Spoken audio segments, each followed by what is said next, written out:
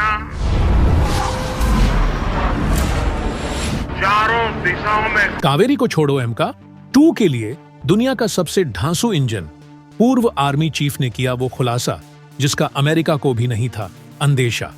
Hypersonic missile से भी तगड़े तूफान के साथ भारत देगा सरप्राइज।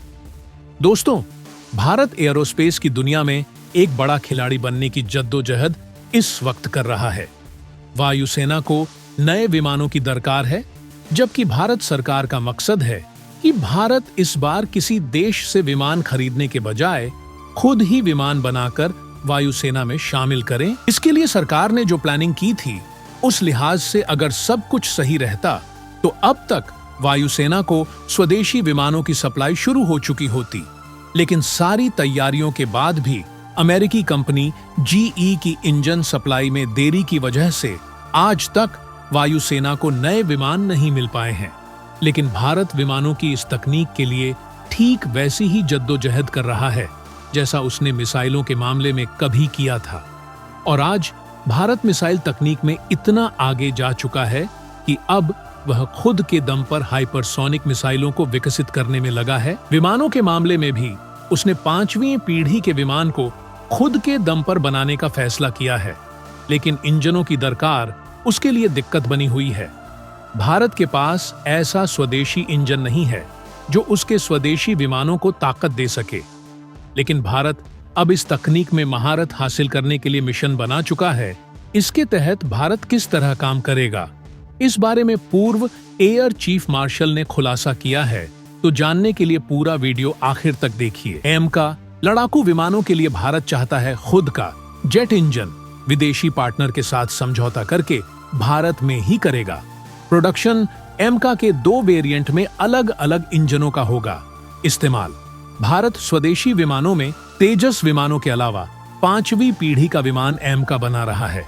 तेजस विमानों के लिए भारत ने अमेरिकी कंपनी जनरल इलेक्ट्रिक से करार कर रखा है, जबकि एमका विमान के 2 वेरिएंट तैयार होंगे, जिनमें एक एमका MK1 और दूसरा एमका MK2 होगा। एमका के पहले वेरिएंट के लिए भारत ने जनरल इलेक्ट्रिक के G414 के एडवांस वर्जन का इस्तेमाल करने वाला है, जबकि एमका MK2 के लिए वो 110 KN इंजन की तलाश में है।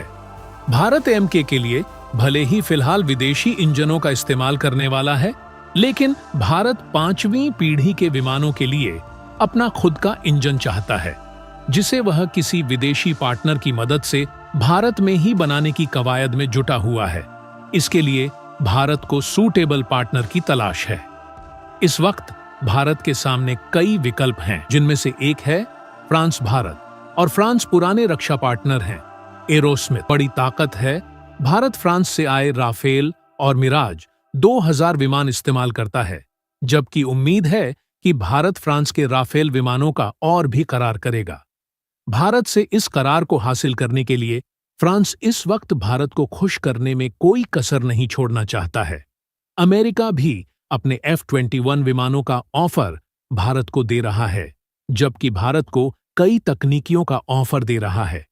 ऐसे में फ्रांस ने भारत की जरूरतों को देखते हुए कि 110 KN इंजन का ऑफर दिया है, और फ्रांस इस बार इन इंजनों का खुला ऑफर भारत को दे रहा है, जिसके तहत वह भारत को इंजन की तकनीक देगा। भारत में ही भारतीय कंपनी के सहयोग से इंजन बनाएगा और भारत के वैज्ञानिकों को इसकी तकनीक ट्रांसफर करने के बाद भारत को अपने इंजन का राइट भी देगा, जिससे भारत इसे अपने मित्र देशों को सप्लाई भी कर सकेगा।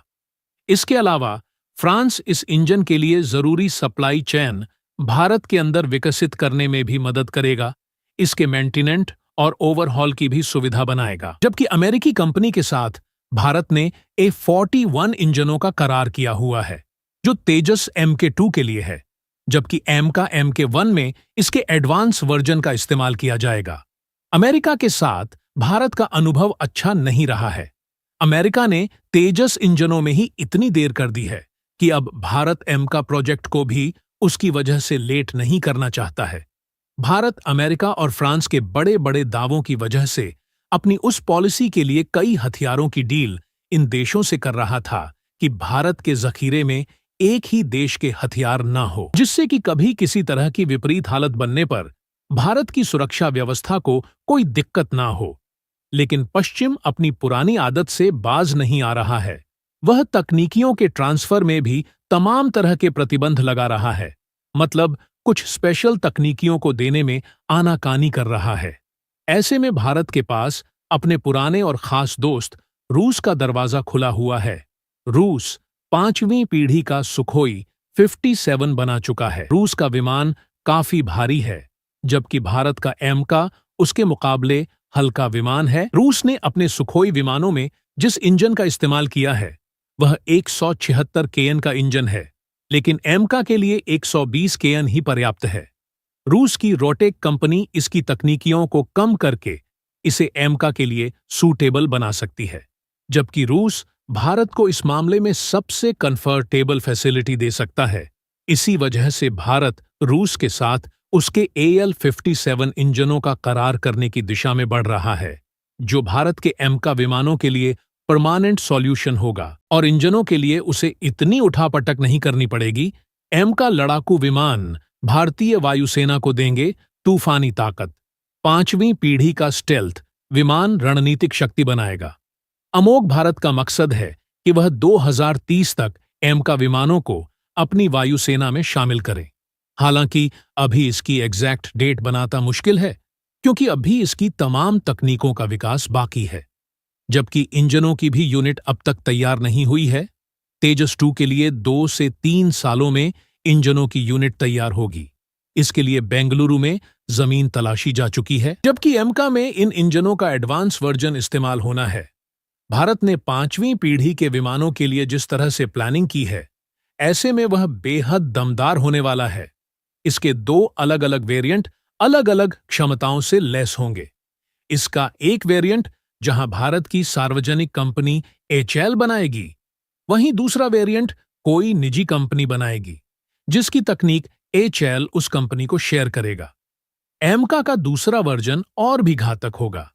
यह विमान भारत को पूरी दुनिया में रणनीतिक बढ़त दिलाएंगे, जबकि आसपास के इलाके में भारत की क्षमता कई गुना बढ़ जाएगी। चीन अपने जेट 20 विमानों की धमक भारत को नहीं दिखा पाएगा। इस विमान को बनाने के बाद भारत उन गिने चुने देशों की लिस्ट में शामिल हो जाएगा जिनके पास 5वीं पीढ़ी के विमान हैं। फिलहाल दुनिया में रूस, अमेरिका और चीन के पास ही ऐसी क्षमताओं वाले विमान हैं, जबकि तुर्की ने हाल में ही अपना कान फाइटर जेट तैयार कर लिया है। तुर्की अपना यह विमान पाकिस्तान और बांग्लादेश को ऑफर कर रहा है। अगर यह देश उससे यह विमान हासिल करते हैं तो यह भारत के लिए बड़ा खतरा साबित होगा।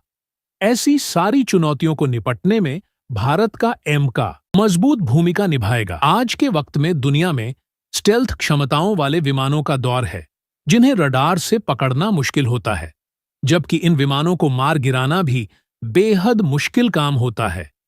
भारत अपने एमका को दुनिया में मौजूद तमाम 5वीं पीढ़ी के विमानों से खास बना रहा है। इसके लिए लगातार रिसर्च किया जा रहा है, जबकि DRDO घातक तकनीकियों के विकास में लगा है। तो दोस्तों, भारत के एमका प्रोजेक्ट में आए इस अपडेट पर आप क्या कहना चाहेंगे? अपने विचार कमेंट में जरूर रखें।